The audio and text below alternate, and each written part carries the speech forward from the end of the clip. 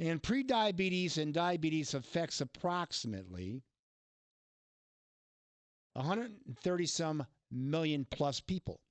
It's a lot. And according to the CDC, 8 out of 10 people over the age of 55 fall in that category. 8 out of 10. It's a lot. 80%. And according to the CDC and the American Diabetic Association, a new study suggests that diabetes-related mortality, currently listed as the 7th leading cause of death by the CDC, is far underreported. May actually be the 3rd leading cause of death in the United States.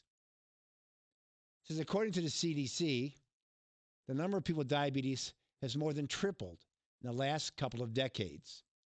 Researchers have long agreed that diabetes is underreported cause of death, according to Vox Julia Blues. That's because people with diabetes often have other health problems or comorbidities, conditions like heart disease, high blood pressure, obesity, and cancer.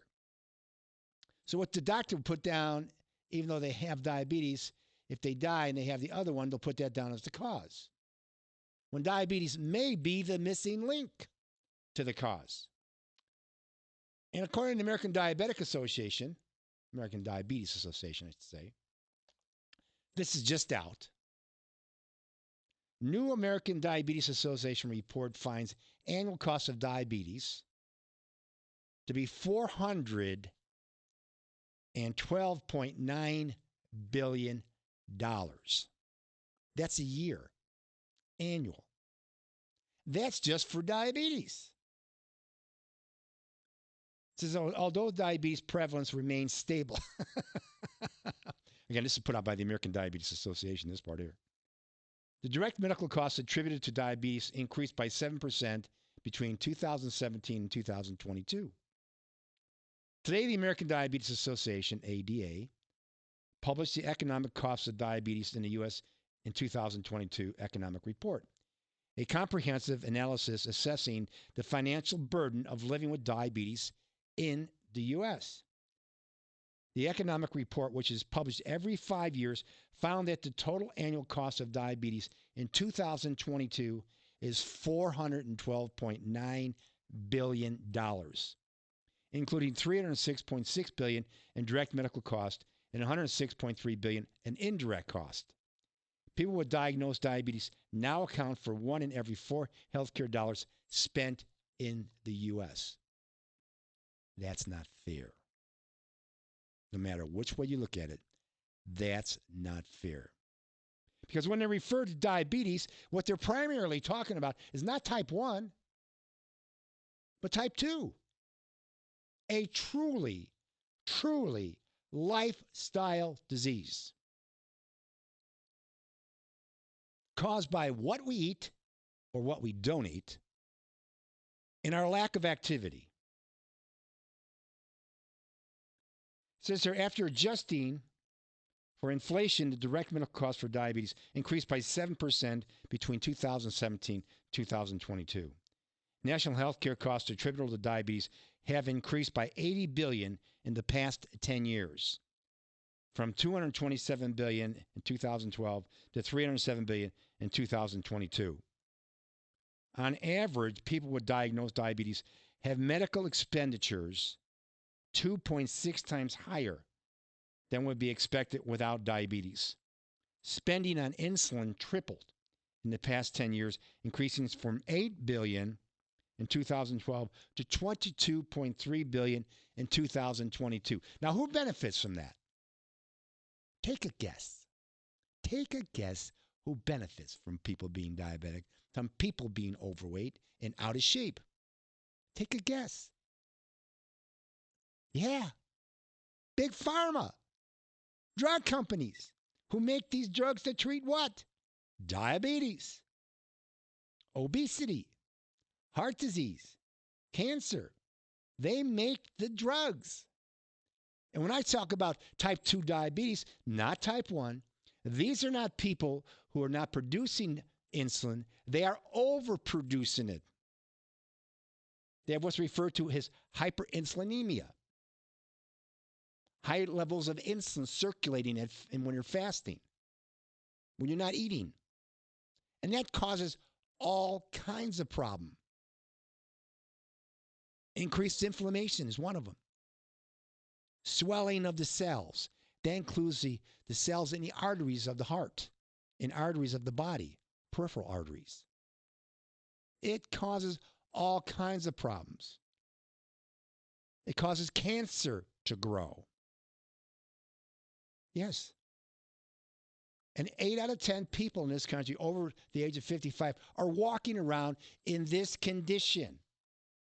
And yet, we're not being educated to this. 8 out of 10. Now, this just came out. Science News. You're going to love this one. It's all tied to diabetes, all tied to high levels of insulin. Just came out.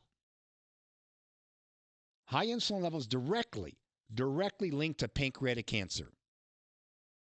First detailed explanation of why people with obesity and type 2 diabetes are at an increased risk of pancreatic cancer.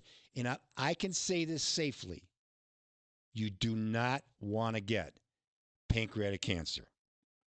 It's probably, I'm not trying to scare anybody, I'm just stating the fact, probably one of the most, if not the most deadly form of cancer there is.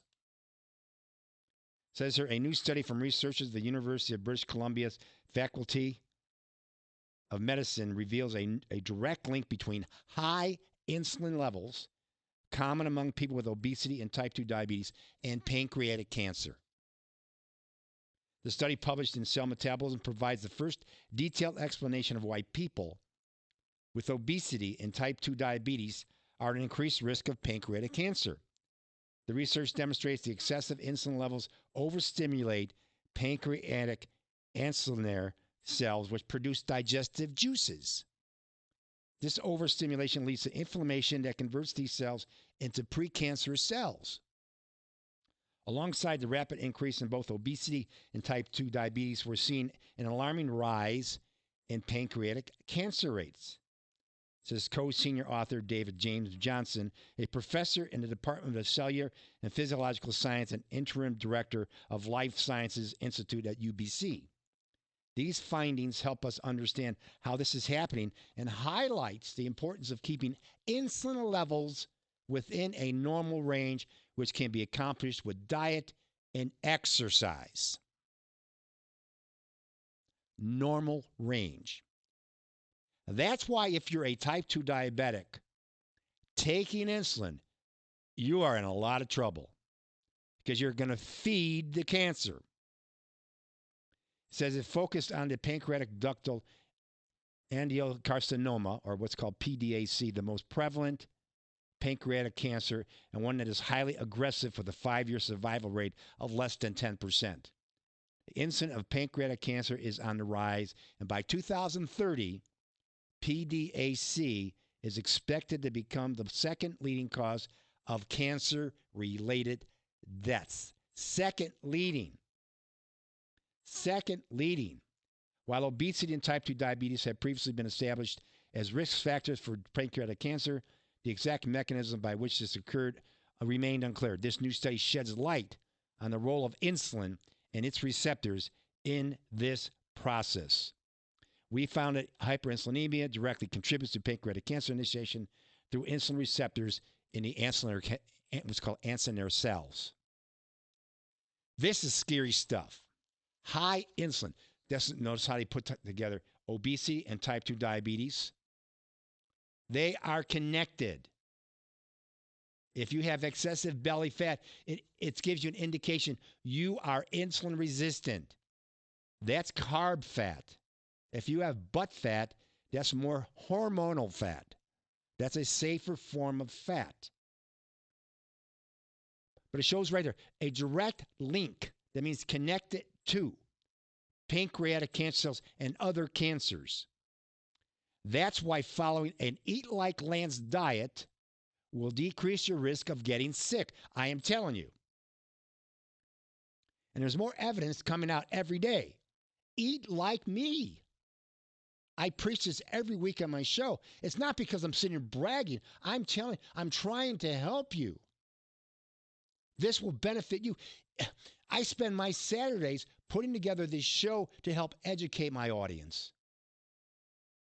people my age group, so they can enjoy their life with their we worked hard all of our life to get to a point where we can enjoy our life with people we love. If we are sick, we cannot do that. Our focus becomes on damage control.